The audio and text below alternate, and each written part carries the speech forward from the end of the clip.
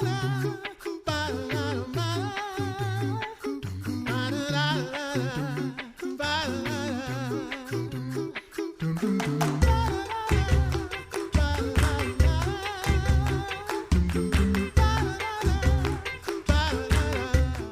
listening to The Coffee Hour. I'm Andy Bates.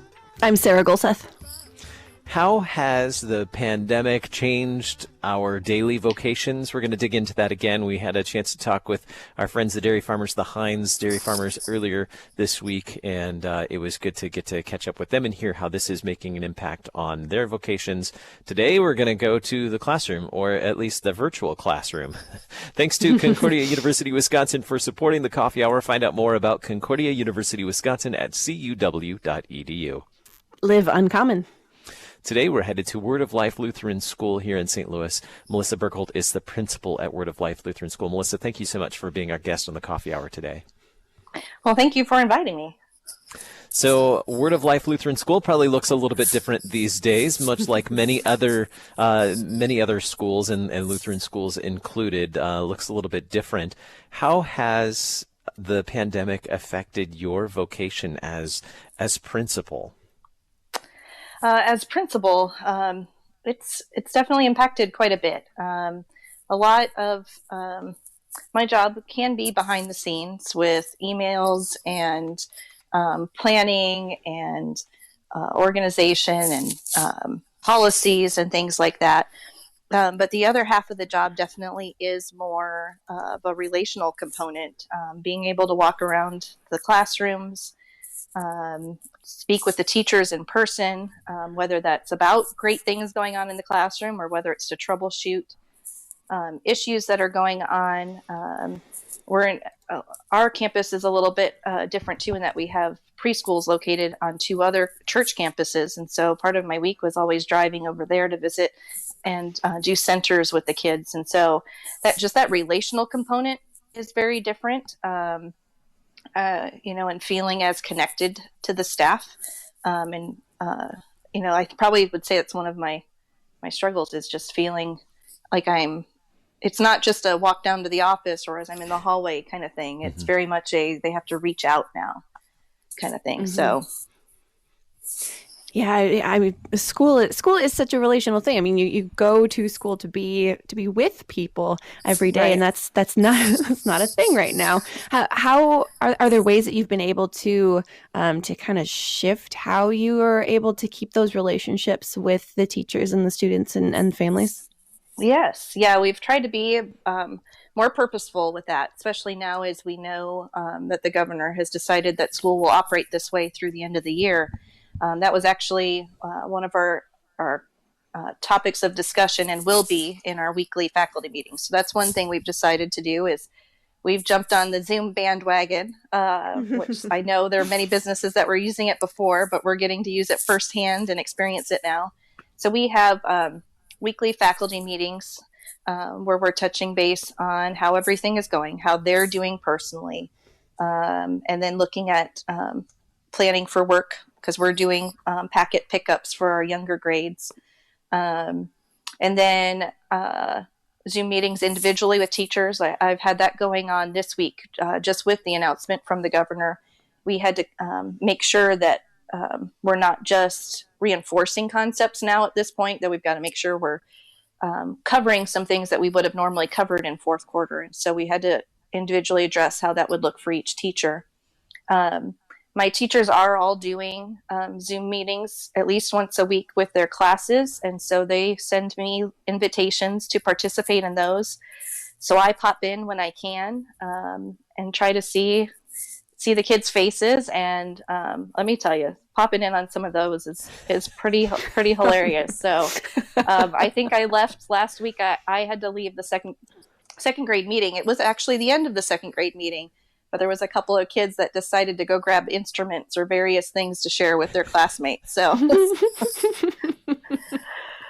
yeah, a lot of Zoom meetings going on, whether it's as a group or individually. I'm sending out weekly email communications, trying to have some fun on our social media accounts with things that parents can take pictures of and share on our Word of Life Facebook page, and and that kind of thing. So trying to be purposeful in what we're doing and coming up with more ideas as we go along. My son has a classroom meeting. He's in kindergarten, and about once a week, sometimes twice a week, they'll have a kindergarten meeting. And let me tell you, kindergarten Zoom meetings are just a hoot. So they have a story time and a devotion, and usually some show and tell as well. And principal popped in yesterday as well in their Zoom meeting, and it's. Sometimes there isn't that much difference between a kindergarten Zoom meeting and a Zoom meeting with a bunch of adults as well. How has, you mentioned that, relationships are a very important part of being a school, and especially in your position as principal. What about the teacher to parent relationship? Has that been impacted by the pandemic? Has it changed in any way? In some ways, obviously, because you don't have the typical pick up and drop off times where you could see each other face to face and have some of those conversations that do just happen on the fly with parents and teachers. But their email and is definitely still one of the tools they're using, and sending out communications to parents regularly about what's going on. I've had as our intermediate grades have tried to tackle Google Classroom more, being able to invite parents into the Google Classroom as well, so they can see the assignments and tasks and activities. I know our teachers are emailing parents every week or every 2 weeks just to see how everything's going and how the workload's going, and if there's anything that schoolwork related that they need to comment on, but also being able to touch base with them and ask how they're doing as a family. I think that one thing that this was one area where my staff in particular did not struggle was the relationship component. So I think in some ways it's a little bit harder because they don't have the school building and the everyday, day-to-day normal communications.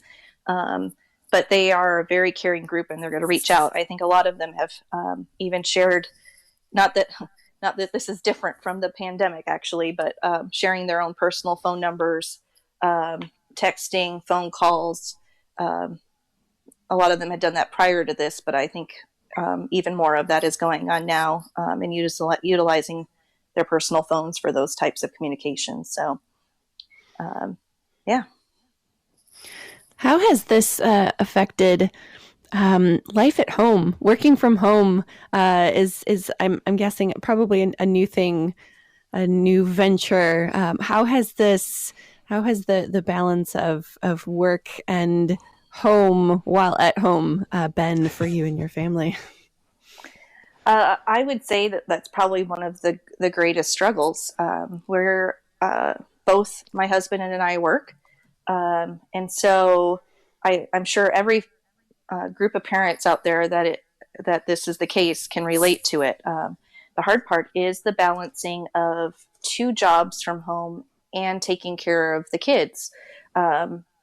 We have a 7-year-old who's in first grade and a 1.5-year-old.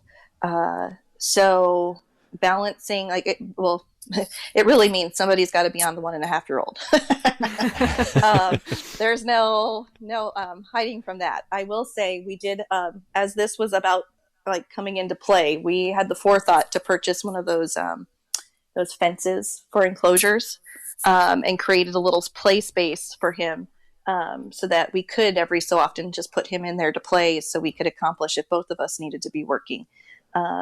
But it's hard, especially because my husband has more specific requirements for when he needs to be on and working, that I try to fit in where I can. What emails as I first get up in the morning. If I'm able to put our youngest in his play area for a little bit, I can address more then.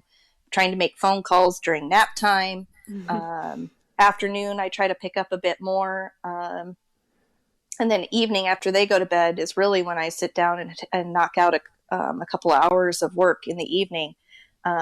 It's definitely interesting. We go out for our daily walks, and sometimes that's when I have the opportunity to make a phone call to our finance manager or our admissions person or whoever it may be that I need to talk to that day, because, the excitement of being outside and riding a bicycle or riding in the stroller is the distraction, so I can have a conversation. So it's definitely, that balance is the hardest. And I think that's what probably most parents are relating to, in that you're always on, whether it's for work, parenting, or both.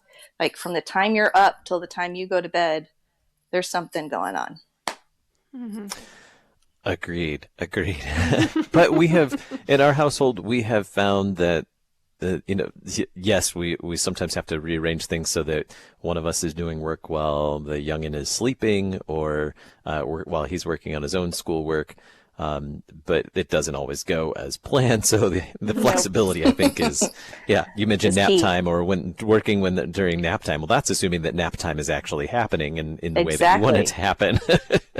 And let me tell you, like I think he's not exerting as much energy as he would at his childcare center, because man, have those shortened.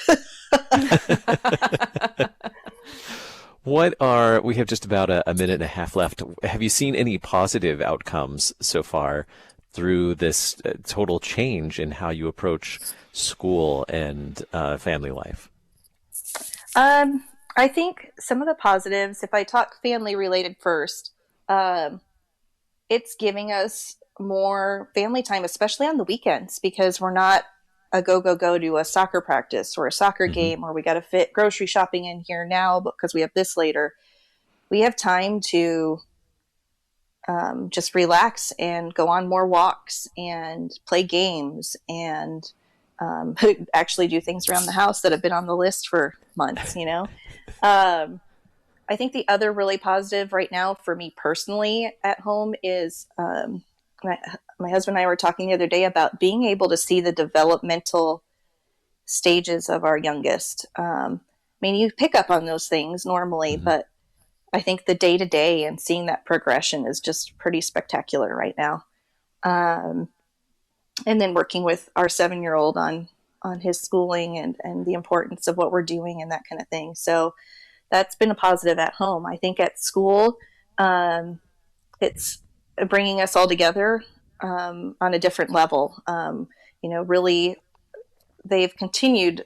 They were great to begin with, my teaching staff, about bouncing ideas off of each other, but they've really been a support for each other as they've tried different tools, with all these free resources that are being now offered, being supportive of each other.